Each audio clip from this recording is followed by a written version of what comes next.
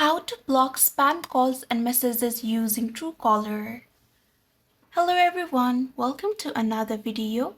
Today in this video, I will guide you on how to block spam calls and messages using Truecaller. So now let's get started. First of all you need to do is make sure that Truecaller is installed in your device. Now, if it's installed, open the Truecaller app. And when the app is open, go to Settings. Now here, to automatically block spam calls, click on Block and select Block Numbers. Again, for spam messages, go to Settings, again click on Block and block spam messages. To manually block unknown numbers, tap Block during or after receiving an unknown call. Truecaller helps you keep your calls and messages free from spam. Thank you so much for watching. I hope you found this video helpful.